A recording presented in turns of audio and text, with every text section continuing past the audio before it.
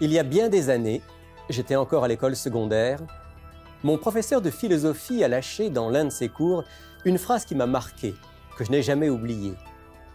Il a dit ceci: « Toute réflexion valable sur le sens de la vie commence par une réflexion sur la mort. » Il avait raison.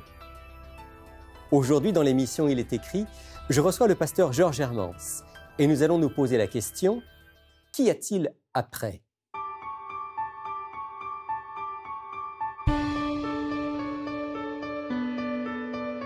Il est écrit, une émission présentée par Rémi Ballet.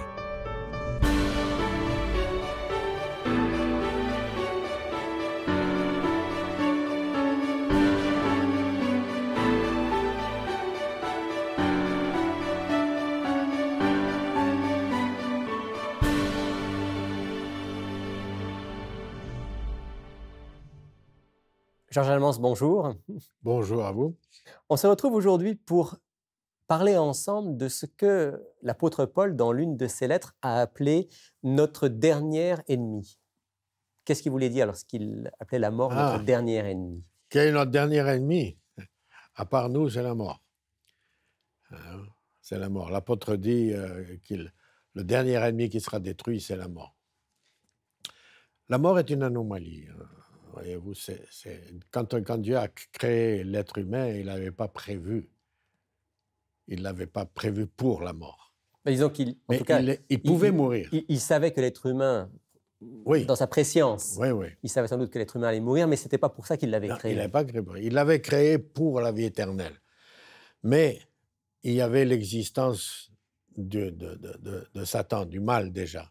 Donc l'homme, avant de devenir immortel, il fallait qu'il prouve sa loyauté absolue à Dieu.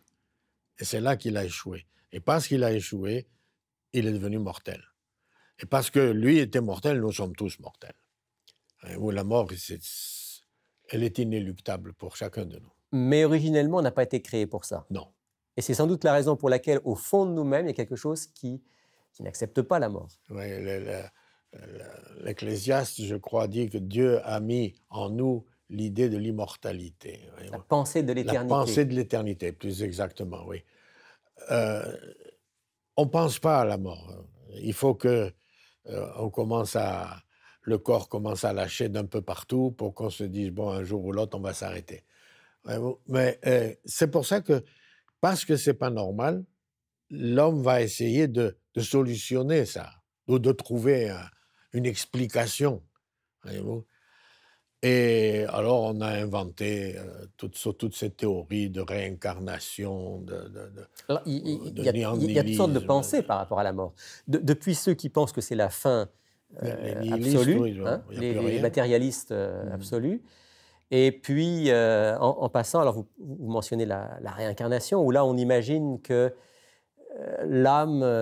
À force de réincarnation... je crois que chez les bouddhistes, ça représente quelques milliers, si tout se passe bien, parce que vous pouvez vous réincarner par en haut ou par en bas. Hein? Mais si tout se passe bien, au bout de quelques milliers, vous allez vous retrouver au nirvana. Ça, c'est des idées humaines, c'est des philosophies humaines, pour essayer de résoudre un problème qui nous dépasse et qu'on ne comprend pas. Pourquoi on doit mourir? Hein? Mais dans les religions monothéistes, comme le christianisme ou le judaïsme ou même l'islam, il n'y a pas l'idée de la réincarnation, mais il y a quand même l'idée de la survie de l'âme. C'est ça. Là, on va justement y parvenir, voyez-vous, parce que, d'ailleurs, même toutes ces théories dont on a parlé, nihilisme et autres, pas nihilisme, mais la métempsychose ou la réincarnation, reposent sur l'idée que l'âme est immortelle. Et au point de départ, parce que disent-ils, l'âme, c'est une étincelle de Dieu, une partie de Dieu en quelque sorte, que Dieu aurait mis dans l'homme quand il l'a créé. Et à partir de cette idée-là d'immortalité de l'âme, tout le reste va se développer. Voyez-vous, si l'âme est immortelle, il faut bien la mettre quelque part. Alors, s'il était bon, on le met en haut. S'il n'était pas bon, on le met en bas. S'il était entre les deux, on le met au milieu. C'est le paradis, l'enfer et le purgatoire. On cherche toutes sortes de théories parce qu'on croit à l'immortalité de l'âme. Or, la Bible n'enseigne jamais l'immortalité de l'âme. Le Nouveau Testament, Jésus, surtout l'apôtre Paul, à plusieurs reprises a répété Dieu, l'homme, oui, Dieu seul possède l'immortalité. Nous avons été créés pour vivre, mais nous ne sommes pas par nature et par nous-mêmes immortels. Non. Voyez-vous, c'est le sens que donne la Bible quand Dieu a créé Adam. Le texte dit il a soufflé. Disons qu'il avait fait un genre de statue, et il a soufflé un souffle de vie. Et on a traduit ça par conclu que c'était l'âme, parce que l'homme devint une âme vivante, ce qui n'est pas le texte hébreu. Le texte hébreu dit un être vivant. Voyez-vous? Et cette idée-là, que le souffle de vie, ça c'est l'âme qui vient, la partie divine, voyez-vous, qui va se trouver enfermée dans un corps, alors à la mort, c'est la libération. Voyez-vous? Et le premier sermon qui a été prononcé au sujet de l'immortalité de l'âme, c'est Lucifer dans le jardin d'Éden. On devrait peut-être le lire, ça, Georges Hermans. Dans le jardin d'Éden, c'est Genèse chapitre 3. 3, oui. Hein? Quand moi, j'imagine, voyez-vous, si vous prenez un peu plus loin, quand vous avez le chapitre 5 qui vous raconte la mort de 5 ou 4 qui raconte la mort d'Abel. Moi, j'imagine Adam et Ève avec le corps de leur fils qui voit Satan et puis qui lui dit alors on ne meurt pas. Hein? Mais il dit vous n'avez rien compris, pauvre malheureux. Ça, c'est le corps, c'est l'enveloppe, mais l'âme, premier sermon sur l'immortalité de l'âme. Et toute l'humanité, à part quelques individus qui s'attachent à ce que la Bible dit, toute l'humanité croit à l'immortalité de l'âme. Même ceux qui ne croient pas en Dieu, ils croient à l'immortalité de l'âme. Donc, il fallait les mettre quelque part, c'est ce que je dis. Le problème, c'est que le mot hébreu « ruach », qui est traduit par « souffle de vie », dans Genèse chapitre 7, vous allez trouver, au moment du déluge, que Dieu dit tout être... C'est intéressant de le lire, ça. Alors, on est dans le livre de la Genèse. Dans la Genèse, au chapitre 7, si ma mémoire est bonne. Oui. Après le déluge, voyez-vous, il est dit, voilà, versets 21 et 22, « Tout ce qui se mouvait sur la terre périt, tant les oiseaux que le bétail et les animaux, tout ce qui rampait sur la terre et tous les hommes, tout ce qui avait respiration, ruach, souffle de vie dans ses narines et qui est sur la terre sèche, mourut. Tous les êtres qui étaient sur la face de la terre furent exterminés, depuis l'homme jusqu'au bétail, aux reptiles et aux oiseaux du ciel. » Voyez-vous, c'est le même souffle. Alors, est-ce que ça veut dire le souffle de vie, ce n'est pas l'esprit, mais c'est la vie. C'est simplement le principe de vie. Ben oui. Parce que si le souffle de vie chez l'homme a créé une âme immortelle, il l'a créé aussi chez les animaux. Alors, il faut faire un paradis pour les animaux. Un paradis pour les lions, pour les autres, et puis un autre pour... Non. Et c'est pour ça que Dieu a répondu au problème. Et la mort est une anomalie, on l'a dit, elle n'était pas prévue au départ, mais Dieu a répondu. Il dit, vous allez mourir à cause du péché, mais moi je vous ressusciterai. Et la seule réponse biblique à la mort, c'est la résurrection. Avant d'en venir à la résurrection, qui est certainement la grande bonne nouvelle, est-ce qu'on peut revenir sur certains textes de l'Ancien et du Nouveau Testament qui vont nous montrer qu'effectivement, d'après la Bible, lorsqu'on meurt, on n'est pas en train de continuer notre vie ailleurs, mais qu'on est dans l'inconscience, dans ce que la Bible appelle le sommeil. Oui, c'est dans l'Ecclésiaste. Vous avez, entre autres, parce qu'il y a beaucoup d'autres passages, dans les psaumes où il est dit que celui qui est dans le séjour des morts ne peut pas te louer, etc.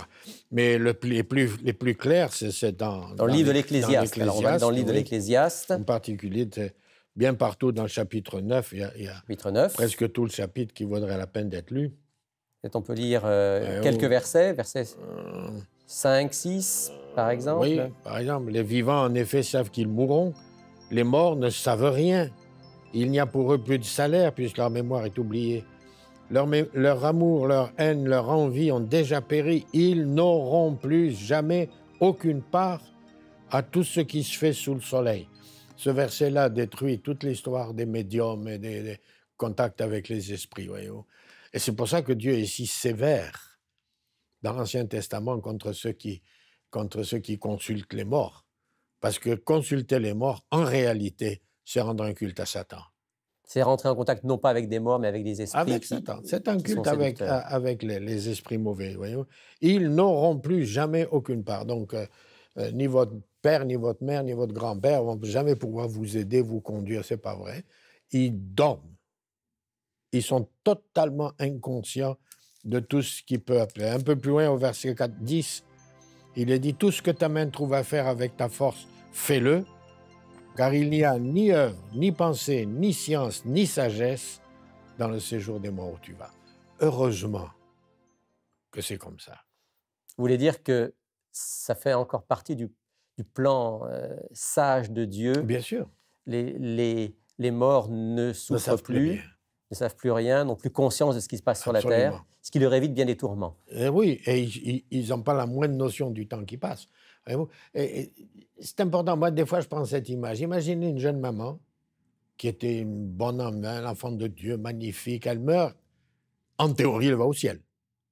Selon les théories oui, habituelles. Elle ira au ciel. Et bien souvent, les prêtres, les pasteurs et tout le monde, on les envoie au ciel comme ça. Hein. Mais elle avait 2 petits-enfants. Le mari, il peut pas faire tout. Il est tout seul, il est jeune, il a 2 enfants, il faut qu'il travaille, il peut pas, il se remarie. Et la maman, là-bas en haut, elle voit que la marâtre, elle maltraite ses enfants. Vous croyez qu'elle va être heureuse dans le ciel? Est-ce que le ciel, ça rendrait les mamans aussi sauvages, aussi de ne pas se plaindre ou ne pas pleurer parce que leurs enfants sont malheureux? Ce que vous êtes en train de nous dire, c'est que finalement, c'est une grâce de Dieu que la mort soit un sommeil. Absolument, absolument, absolument. Et on attend le moment où Dieu va tout remettre en ordre. Alors, dans la Bible, même l'image du sommeil, on parle de la mort comme d'un sommeil, oui. Mais le mot même sommeil ou dormir est utilisé pour parler oui. de la mort. Oui, oui. Est-ce qu'on pourrait lire un texte ou deux? Je pense, malheureusement, des fois, ce n'est pas toujours traduit comme il faut. Dans 1 Corinthiens 15, si ma mémoire est bonne, 1 Corinthiens 15, vous avez cette expression-là. Oui, c'est le verset 51. Verset 51. Oui. Voici, je vous dis un mystère. Nous ne mourrons pas tous, mais tous nous serons changés en un instant, en un clin d'œil. À la dernière classe, c'est quand Jésus revient. Voyez-vous, mais c'est une mauvaise traduction. Il y a d'autres Bibles qui traduisent autrement, parce que le texte grec ne dit pas « nous ne mourrons pas tous ». Il dit « nous ne nous endormirons pas tous ». Le terme original, c'est le terme du sommeil. Endormir, absolument. Voyez-vous. Alors, la mort, c'est ça. On s'endort, et puis c'est tout. Mais je me souviens que Lazare, l'ami de Jésus, lorsqu'il est mort, Jésus a dit « Lazare, notre ami, dort ». Dort. Absolument. Il l'a dit pour elle, il l'a dit pour la fille de Jairus, il l'a dit pour tous. Et Jésus l'a ressuscité. Maintenant, honnêtement, c'était un grand ami de Jésus. S'il avait été au ciel à sa mort, vous croyez que Jésus lui rendait service en le faisant redescendre? 4 jours plus tard. Ça, voyez-vous, non. Lazare est mort, Lazare est ressuscité. Il est mort de nouveau parce que Jésus ne pouvait pas le ressusciter pour l'éternité, étant donné que lui n'était pas encore mort et ressuscité. Donc Lazare est mort de nouveau et il dort dans sa tombe, il attend le moment où Dieu l'appellera. On a dit, Georges Amos, on a dit la mort est une anomalie, on n'a pas été créé pour ça, et c'est la raison pour laquelle, instinctivement, nous voyons la mort comme une ennemie, on essaye d'y échapper. Oui. On a dit ensuite, contrairement aux philosophies, aux religions un peu partout dans le monde, à la mort, il n'y a pas une partie de nous-mêmes qui va continuer à vivre et qui serait comme immortelle ou éternelle. La mort, c'est la fin de la vie, la fin de notre vie, de cette vie actuelle. C'est un état d'inconscience, c'est un état de sommeil. Et puis, on a évoqué tout à l'heure, mais la grande bonne nouvelle, c'est qu'il y a un réveil. C'est un réveil, c'est la résurrection. Voyez-vous. Et Jésus lui-même a dit, les uns ressusciteront pour la vie éternelle, les autres pour la destruction éternelle. Donc, tous les humains ressusciteront en fonction du choix qu'ils ont fait. Parce que c'est là ce qui nous échappe souvent, voyez-vous, ce qu'on oublie souvent, c'est que nous avons, je crois qu'on l'a déjà dit à l'occasion, nous avons la responsabilité de nous-mêmes, de notre propre choix. Nul ne peut choisir à ma place. Ni ma mère, ni mes frères, ni mes enfants, ni personne. Je ne suis pas un enfant de Dieu simplement parce que je suis né dans une famille chrétienne Absolument pas. ou une famille croyante ou quoi que ce soit. On doit faire son choix. À un moment ou un autre dans notre vie, on est amené à faire un choix. Dieu se charge de nous mettre devant des situations qui nous poussent à faire un choix. On le fait ou on ne le fait pas. On le fait dans le bon sens ou on le fait dans le mauvais. Ça, c'est notre affaire. Mais les résultats sont là.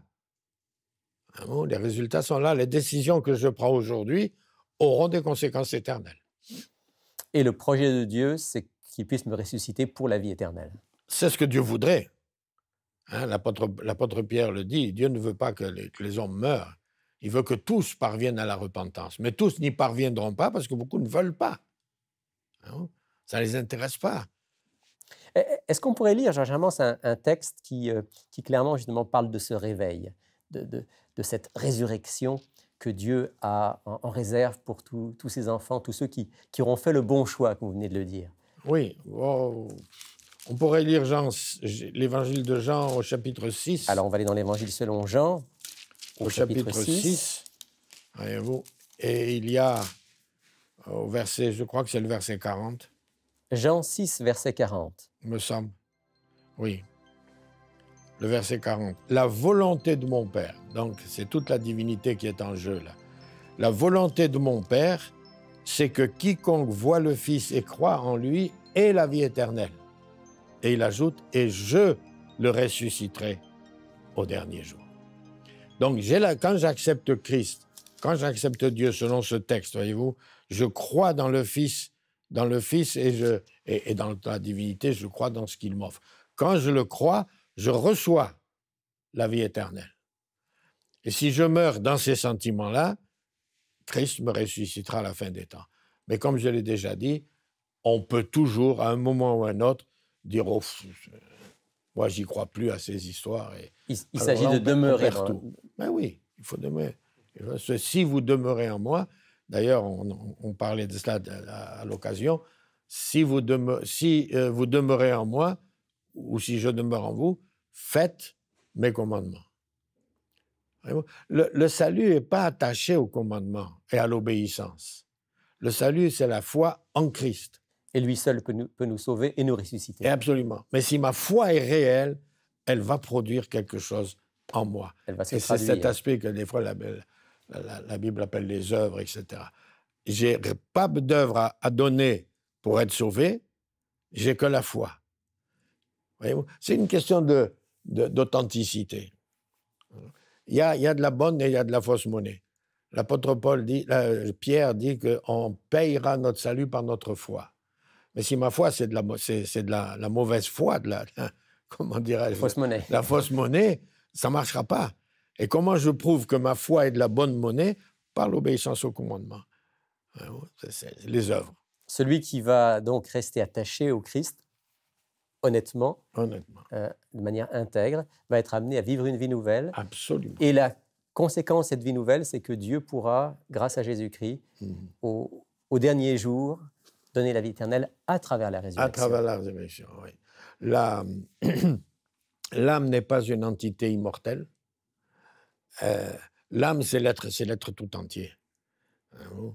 On pourrait détailler l'âme, c'est le sentiment, l'esprit, c'est l'intelligence, le corps, c'est le facile, on pourrait le détailler. Mais dans le sens dont nous parlons maintenant, c'est que l'être humain est un corps dans lequel Dieu a mis la vie, le souffle.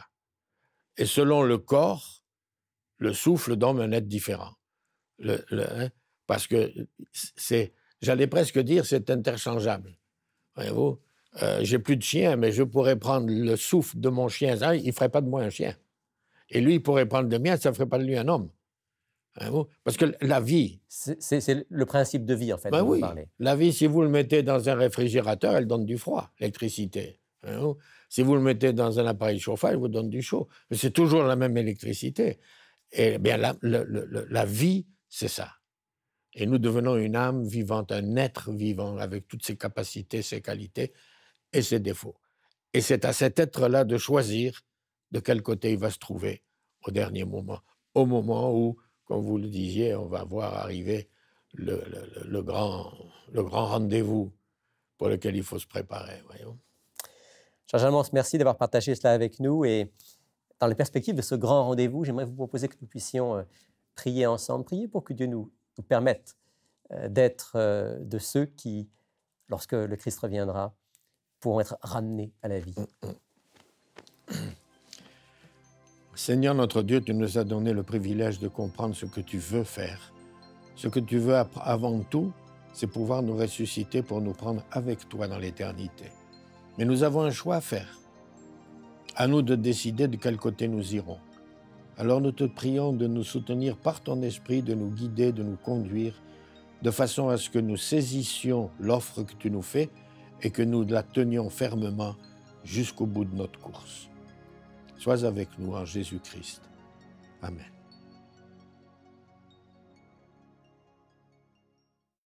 Bonjour, je m'appelle Sylvain Duval et je suis responsable des cours bibliques à Il est écrit. J'aimerais personnellement vous inviter à approfondir les sujets abordés dans nos émissions à l'aide du cours Découverte. Cette étude explore tous les grands thèmes bibliques en relation avec notre vie quotidienne. Ce cours est entièrement gratuit.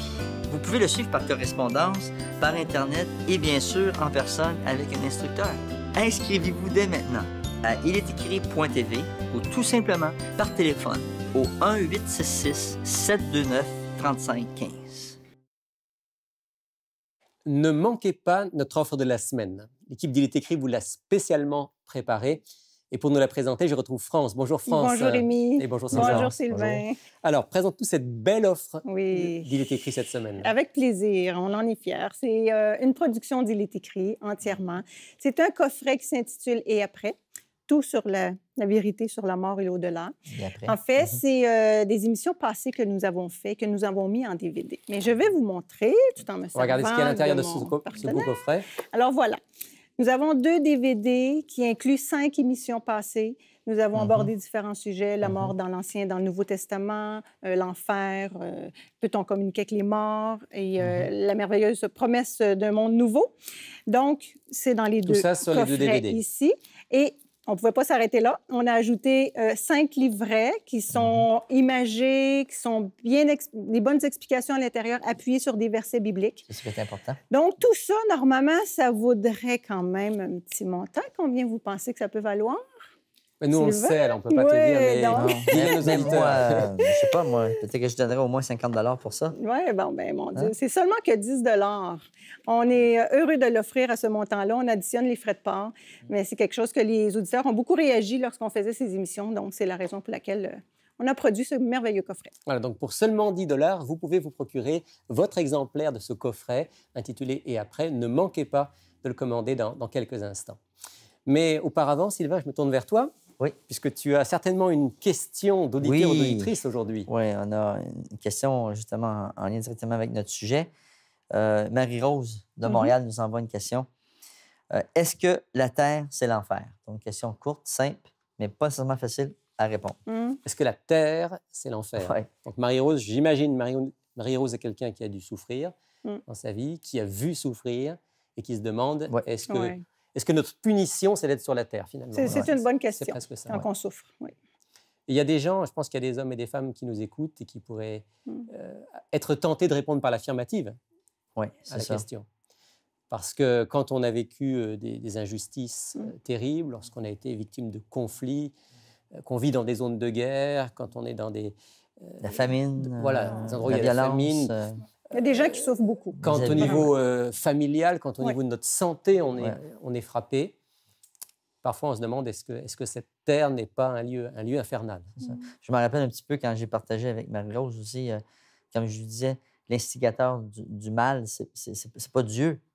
À quelque part, Emmanuel a dit qu'on est des voyageurs ici sur la terre. Donc, on se prépare pour aller vers la vie éternelle. Avec le Dieu. meilleur monde. Et ce que tu voulais dire, Sylvain, c'est que à l'heure actuelle, on n'est pas au paradis, en tout cas, ça Non, c'est sûr. Non. Ça, c'est une certitude. Et que eh bien, le mal fait son œuvre sur cette terre. Maintenant, est-ce que c'est l'enfer?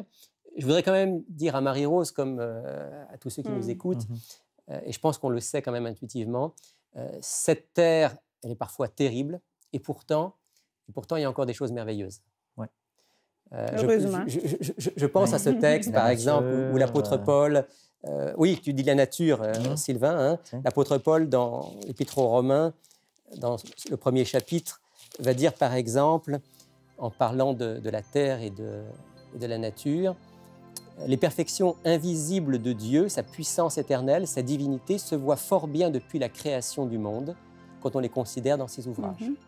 La nature nous parle encore de beauté, de bonté. Elle nous impressionne encore. Elle nous impressionne. Ça nous donne l'impression aussi que Dieu peut être avec nous encore. Exactement. Et il est avec nous. Et il y a encore des preuves magnifiques de la présence de Dieu parmi nous. Dire que l'amour entre un homme et une femme, entre des parents et des enfants, entre des amis, des actes de bonté, de générosité. Par-dessus tout, l'exemple du Christ qui est venu parmi nous et de tous ceux qui l'a inspiré. Nous sommes dans un monde souvent terrible, mais il y a encore des flashs de lumière. À ce moment-là, ça veut dire qu'on peut quand même répondre en disant que la terre, c'est pas l'enfer, finalement. La terre, c'est pas l'enfer. Parce que l'enfer, ce serait la coupure totale avec Dieu. Hein? Ça serait un monde dans lequel il n'y aurait que le mal. Or, Dieu qui nous aime a préservé ce que moi j'appelle des restes de l'Éden pour que nous sachions que même dans un monde largement dominé par les ténèbres, comme tu disais, Sylvain, eh bien, il y a encore des flashs de lumière qui nous disent « Dieu vous aime, Dieu vous prépare un royaume de lumière, tenez bon, bientôt il sera là pour l'établir. » Il faut tourner nos yeux vers ce qui est beau. Hein, quand Exactement. on souffre pour se remonter, c'est important. Exactement. Voilà ce qu'on peut dire en quelques mots à Marie-Rose. Et si vous voulez en savoir davantage sur ce monde que Dieu nous prépare, eh bien, demandez notre offre de la semaine, le coffret Et après. Voici comment le faire. Pour effectuer votre commande, écrivez-nous à Il est écrit, casier postal 99, succursale Rosemont, Montréal, Québec, H1X3B6. Vous pouvez également passer votre commande sur le web à ilestécrit.tv ou par téléphone au 514-729-3515 dans la région de Montréal et sans frais au 1-866-729-3515 pour l'extérieur de Montréal. Si vous êtes dans la région de Montréal, ne manquez pas de nous visiter au centre Il est écrit, situé au 4505 boulevard Rosemont. Chaque samedi à 10h30, un message biblique y est présenté et une large place est faite à la musique, la prière en toute simplicité. Pour connaître nos autres lieux de rencontre dans la province du Québec, visitez ilestécrit.tv ou appelez-nous au 1-866-729-3515. J'espère que l'émission d'aujourd'hui vous aura intéressé. Si elle a suscité en vous des questions, des réactions, n'hésitez pas à nous écrire, à nous téléphoner ou encore à visiter notre site web ilestécrit.tv.